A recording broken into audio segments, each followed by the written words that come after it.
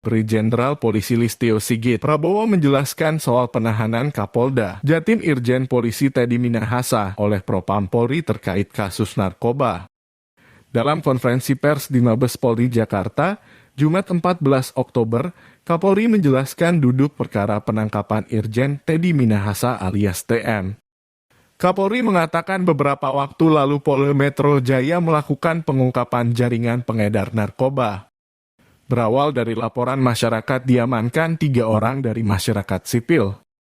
Dilakukan pengembangan mengarah ke polisi berpangkat Bribka dan Kompol setingkat jabatan Kapolsek, ujar Kapolri.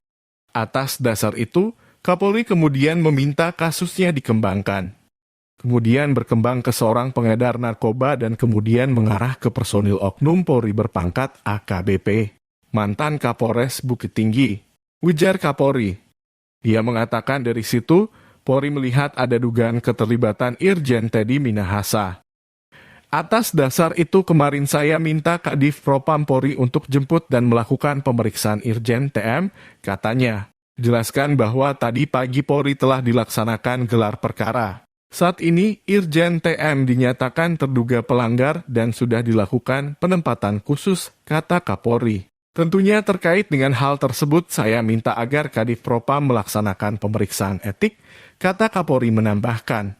Selain itu, Kapolri juga meminta Kapolda Metro Jaya melanjutkan proses terkait penanganan pidananya. Irjen Teddy diduga terlibat dalam penyisihan barang bukti yang dilakukan oleh Kapolres Bukit Tinggi sebanyak 5 kg narkoba jenis sabu dalam penangkapan tanggal 13 Mei 2022. Penyisihan barang bukti tersebut sepengetahuan Kapolda Sumbar Irjen Teddy Minahasa. Penyisihan barang bukti dimaksud dengan cara mengganti barang bukti dengan 5 kg batu tawas.